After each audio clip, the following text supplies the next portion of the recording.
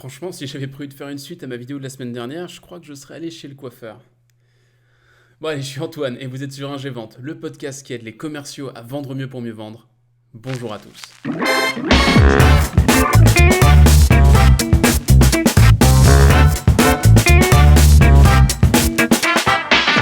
Honnêtement, j'étais pas convaincu de l'intérêt de vous reparler des pitchs des entrepreneurs de Qui veut être mon associé.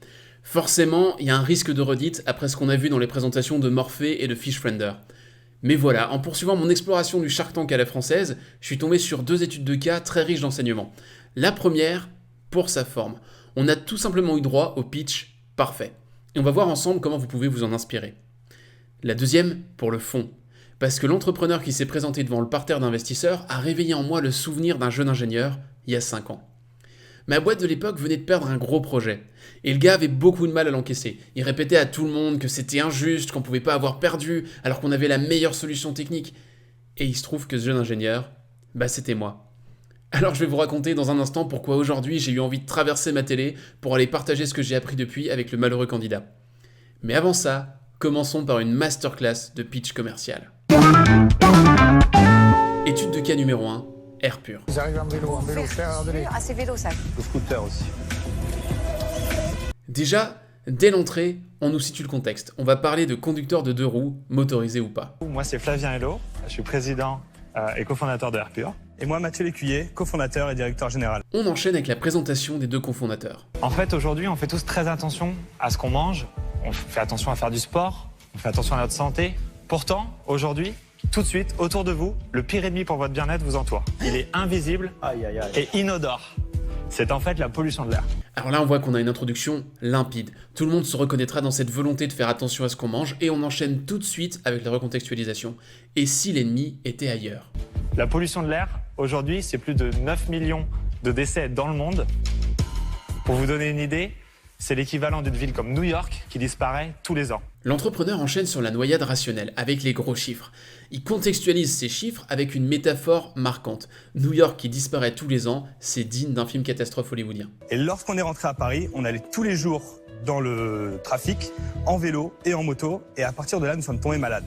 Flavien a eu de graves infections pulmonaires et moi, je suis tombé très allergique.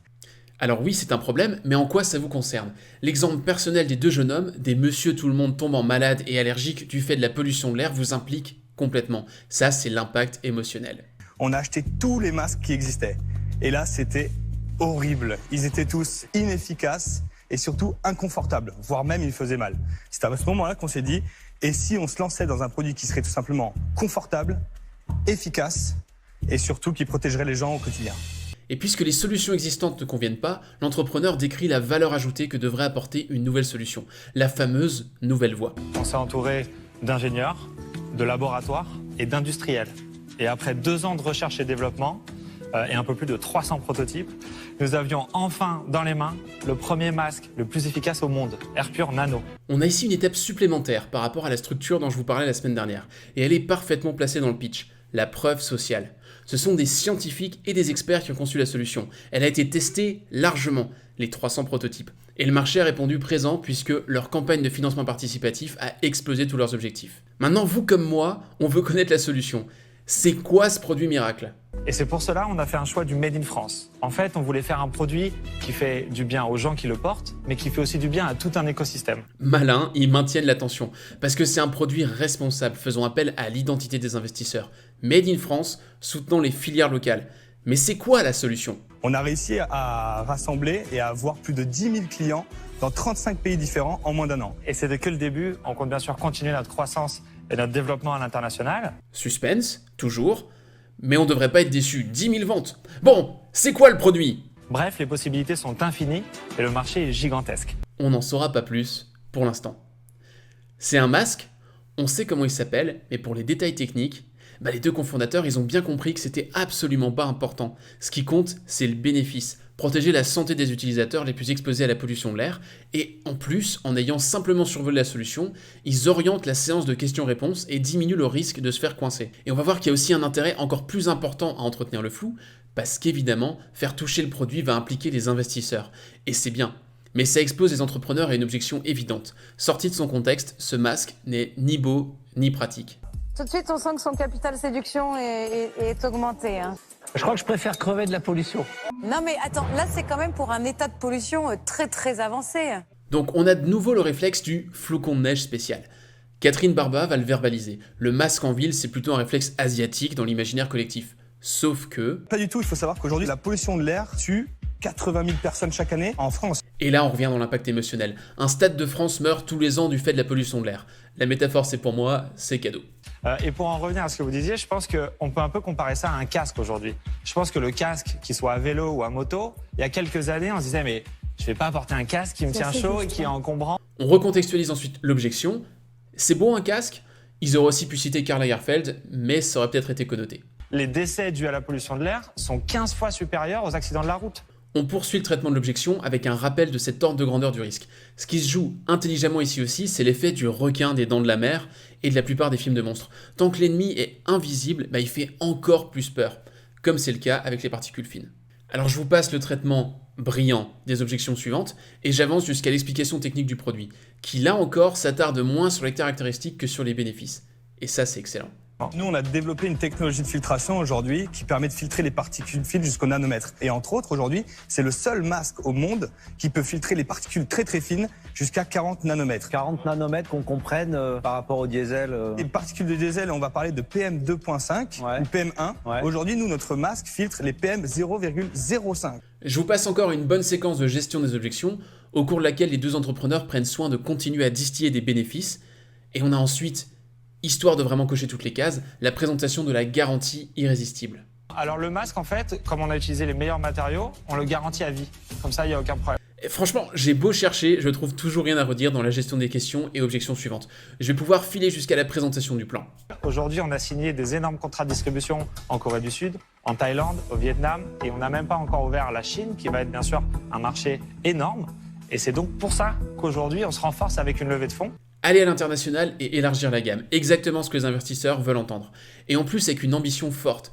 Éric Larchevêque va confirmer mon impression depuis le début du pitch en étant très élogieux. Vous présentez très bien, vous êtes carré. Bon du coup, sans suspense, ça va très bien se finir pour les deux compères qui vont céder 11% de leur entreprise pour la modique somme de 700 000 €. Récapitulons rapidement tout ce que les deux entrepreneurs ont très bien fait. Premièrement, la structure parfaite. On passe par toutes les étapes de l'arc narratif. Ouverture, recontextualisation, noyade rationnelle, impact émotionnel, la nouvelle voie et les niveaux bonus de la preuve sociale, la responsabilité sociale et la traction déjà bien présente sur le marché. Et enfin, la solution. Deuxièmement, le contrôle de l'interaction. La gestion des objections est ici à montrer dans toutes les formations commerciales.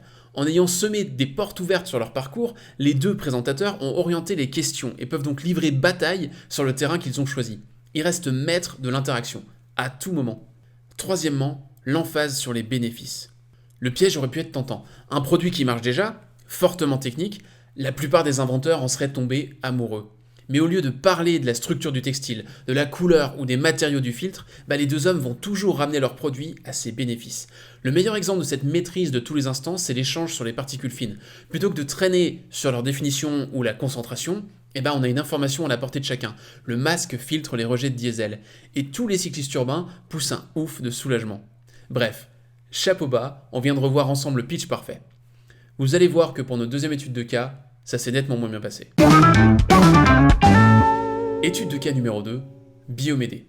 Tout d'abord, je vais laisser Ludovic Vincent se présenter. Je m'appelle Ludovic et je suis le cofondateur de la startup Biomédé, qui est une startup à impact et écologique. En fait, il y a 30% des sols agricoles en Europe qui sont contaminés par des métaux et pour l'instant, il n'y a pas de solution. Voilà la présentation du problème. 30% des terres agricoles européennes sont polluées par les métaux lourds. On va y revenir. Et l'idée, en fait, nous, c'est d'apporter des plantes, des graines de plantes qui sont capables de retirer naturellement ces métaux et pouvoir assainir les sols, assainir la production, etc. Et bim, voilà la solution. Biomédé diagnostique le sol et apporte des plantes qui dépolluent. Là, on travaille déjà avec une vingtaine de domaines prestigieux un peu partout en France. Et l'idée, grâce à vous, c'est de pouvoir travailler un petit peu partout. Alors ici, on a la preuve sociale et l'attraction. Ça marche déjà et ils voudraient développer leur affaire, notamment à l'export. Et en fait, nous, on utilise leur capacité à extraire les métaux pour assainir les sols naturellement en utilisant ces plantes. Solution, solution, solution. Frédéric Mazzella va essayer d'aider l'entrepreneur en lui faisant parler du problème. On va donc reparler de l'origine des pollutions aux métaux lourds. Alors ils viennent d'où tous ces métaux lourds? Je dirais que majoritairement, c'est l'industrialisation.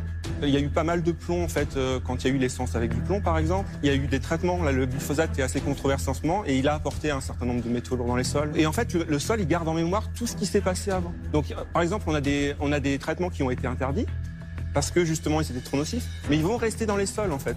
Alors là, je me permets d'entrer directement dans le jugement. Ludovic Vincent va faire une erreur stratégique. Il va réaliser une démonstration de mesure de pollution dans le sol. Sauf que l'appareil en question, c'est un bijou de technologie, d'accord, mais ni une innovation de l'entreprise, ni le cœur de son offre. Donc, il perd les investisseurs. On aime bien les démos. Donc Marie est habilitée à utiliser l'appareil, qui est un appareil particulier, comme je vous disais. Si vous voulez rester là, vous rapprochez peut-être pas trop. Pas trop. Ah bah ça c'est radioactif, Attends, mais attention, venez, attention. attends, ça explose ou bien? Donc par exemple là on a beaucoup de cuivre, il y a l'aluminium, il y a du C'est dingue, silicium. ça voit tout. Voilà, Comment exactement. ça marche? Alors, c'est de la fluorescence X, c'est un petit peu particulier, on va pas rentrer trop dans les détails. On peut dire merci à Marie et puis allez, c'est reparti. Une fois revenu à l'exercice des questions, on va en apprendre un peu plus sur le bénéfice de la solution de Biomédé. En fait, on peut montrer que le sol est plus fertile, on peut montrer qu'il y a plus de vie dans le sol. En fait, si jamais le sol est trop contaminé, il y a des pertes en fait assez fortes en termes de productivité, voilà. Le problème ici, c'est que le bénéfice n'est pas quantifié. Là où Air Pur excellait avec des métaphores, des ordres de grandeur et des remises dans le contexte, Biomédé reste dans le vague. En parlant de chiffres, ça va encore se corser un peu lorsque Ludovic Vincent va aborder les tarifs de sa prestation.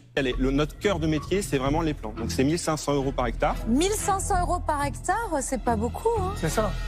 Donc Ça me paraît pas cher, moi. Clairement ici, on manque de contexte. Les investisseurs ont tort dans les grandes largeurs, mais faute de référentiel, ils peuvent pas le réaliser. Mais ça aussi, on va y revenir. Je vais d'abord vous passer un dernier extrait qui va me permettre d'introduire la suite. et pour l'instant, on est le premier à le faire dans le monde. Parce que oui, l'entrepreneur peut l'affirmer fièrement, sa solution, elle est incroyable. Sauf que pour les moldus, les non-initiés, c'est très ésotérique.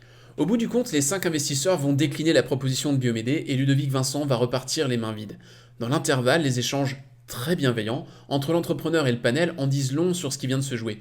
Faute d'avoir compris l'ampleur du problème adressé, les investisseurs viennent de passer à côté d'une pépite. Et on va revenir là-dessus. Premièrement, pourquoi Biomédé est unique? On en a déjà parlé la semaine dernière. Pour constituer un pitch percutant, vous devez commencer par vous poser une question simple. Qu'est-ce qui est unique dans ma solution? Bon, pour répondre à cette question, je vais devoir être un peu technique. Commençons par définir les métaux lourds. Grosso modo, on parle ici de plomb, de cadmium, de mercure, d'arsenic, de cuivre et de zinc. Il y en a d'autres, mais voilà les plus courants et les plus dangereux. Les sources de pollution en métaux lourds sont diverses. Ça va de l'industrie, notamment en microélectronique et dès qu'on touche aux piles et aux batteries, jusqu'à l'agriculture, avec les produits phytosanitaires et la fameuse bouillie bordelaise, en passant par les sources diffuses comme les gouttières ou les shampoings. On les retrouve dans l'air et dans l'eau, pour une raison simple. Ni les stations d'épuration, ni les usines d'incinération ne sont en capacité de les traiter avec des dispositifs conventionnels. Pire, même dans des pays en pointe sur le sujet comme la Suisse, où des traitements poussés des micropolluants et des perturbateurs endocriniens ont été installés en station d'épuration, les métaux lourds passent toujours entre les mailles du filet. Pourtant, il existe une solution pour traiter ces pollutions récalcitrantes, les lits plantés, alias les plantes phytoextractrices, ou encore, toujours pour les moldus, exactement ce que propose Biomédé. Et n'allez pas penser que n'importe qui peut planter des géraniums ou un cocktail trouvé dans maison et jardin. Non, pour pouvoir traiter efficacement ces pollutions, il faut le bon cocktail de plantes pour le bon sol et la bonne menace. Il y en a qui ont essayé de faire différemment, ils ont eu des problèmes. En me basant sur ce que je comprends de l'offre de Biomédé, voilà donc la proposition de valeur unique de l'entreprise. Mener un diagnostic du sol et proposer la plantation idoine pour extraire les métaux lourds et même les valoriser dans le cas du cuivre. Bon, ça c'est la solution. Maintenant, on va s'intéresser au problème à l'autre bout de la chaîne. Deuxièmement, le vrai problème. Rappelez-vous, le pitch de Ludovic Vincent présentait le problème de la manière suivante. 30% des sols agricoles sont pollués aux métaux lourds. Et alors? Ça c'est juste un fait. Donc au mieux, une accroche. Pour moi, l'accroche, elle doit commencer à raconter l'histoire. Faute de traitement adéquat, la plupart des métaux lourds traversent les installations de traitement, que ce soit les stations d'épuration ou les incinérateurs, sans être arrêtés. Résultat, on retrouve ces métaux dans les sols, apportés là, soit par le vent, soit par l'eau. Sauf que le cycle du sol, lui, il est extrêmement lent. La demi-vie d'une pollution se chiffre en décennies. Et là, je replacerai la statistique présentée par le fondateur de Biomédé. On estime que 30% des sols agricoles sont aujourd'hui pollués par les métaux lourds. On passe à la recontextualisation. Ces métaux lourds s'accumulent avec le temps dans les plantes et les algues qui poussent sur ces terres polluées, puis dans les animaux qui se nourrissent de ces végétaux, et puis dans le corps humain qui se nourrit des deux. Pas plus éliminés par le corps qu'ils le sont par nos traitements industriels, ils s'accumulent dans le foie, les reins et le cerveau. Et ils sont alors la cause de toutes sortes de maladies, notamment chez les enfants. Atteintes neurologiques, mauvais développement intellectuel, maladies des reins et cancer. Du coup, on peut passer à la noyade rationnelle. De nombreuses études internationales mettent en effet en relation des expositions aux métaux lourds avec des conséquences médicales. Par exemple, une étude canadienne a montré qu'exposés entre 5 et 15 ans ou de façon prénatale à de l'arsenic en dose inférieure au seuil légal, les enfants souffraient de scores de QI réduits, de difficultés de développement du langage et de perte de mémoire. Une autre étude espagnole a montré qu'exposés prénatalement à du cadmium, mesuré dans le cordon ombilical, les enfants présentaient à l'adolescence un déficit de QI, toujours, et de performance générale. Quant au manganèse, une étude québécoise a montré qu'il impactait le développement du langage, tant chez les petits-enfants que les adolescents. Alors peut-être qu'à ce stade, vous trouvez tout ça encore assez abstrait, et c'est bien pour ça qu'il faut qu'on passe à l'impact émotionnel. Ici, au lieu de la démonstration proposée par Biomédé, que je trouvais, comme dit, un peu hors sujet, je prendrais une de leurs références qu'on peut trouver sur leur excellent site internet, sur des vignobles réputés. Voilà ce qu'on a retrouvé dans les sols d'une vigne, mettons de Saint-Émilion, et là vous pouvez énumérer tous les métaux lourds qui ont été identifiés. Parce que oui, la France est touchée jusque dans son fleuron, son vignoble. Partant de là, on va pouvoir étudier la nouvelle voie. On l'a déjà vu, les traitements conventionnels ne marchent pas. Il existe cependant une façon d'éliminer les métaux lourds, des technologies poussées, comme l'osmose inverse, en traitement quaternaire, en station d'épuration. Sauf que, petit a, le coût serait délirant, tant en investissement qu'à l'usage. Petit b, il faudrait reminéraliser les fluents après traitement, donc encore ajouter un traitement après le traitement. Je sais pas si vous aimez Inception, mais c'est un peu le concept. Petit c, ça réglerait effectivement le problème des pollutions futures de l'eau par les métaux lourds, mais quid des sols qui sont déjà pollués? Non, ce qu'il faudrait, c'est un traitement extensif, facile à mettre en œuvre et naturel, s'insérant parfaitement dans la pratique agricole et viticole courante. Vous le reconnaissez, ça tombe bien, dans un instant on va pouvoir parler de la solution de Biomédé. Avant, il nous reste un dernier détour à faire, inspiré du pitch de Air Pur. Vous vous souvenez de l'objection du panel d'investisseurs sur le prix jugé trop bas du traitement d'un hectare? Eh bien, il y a 835 000 hectares de vignes en France, pour ne parler que de cette niche particulièrement exposée. Ça représente donc, à 1 500 € l'hectare, un potentiel annuel de 1,2 milliard d'euros. Et même si on considère qu'il n'y a que 30% des terres qui sont polluées, et que dans le cas de la vigne, à mon avis c'est plus, mais mettons 30%, et que Biomédé peut convertir 5% de ces 30% à sa solution, on parle encore de 18 millions d'euros de chiffre d'affaires annuel. Et encore là, on parle que de la France. Est-ce que vous savez dans quel pays on rencontre aujourd'hui les plus graves problèmes de pollution des sols aux métaux lourds? Bingo, dans l'usine du monde, la Chine.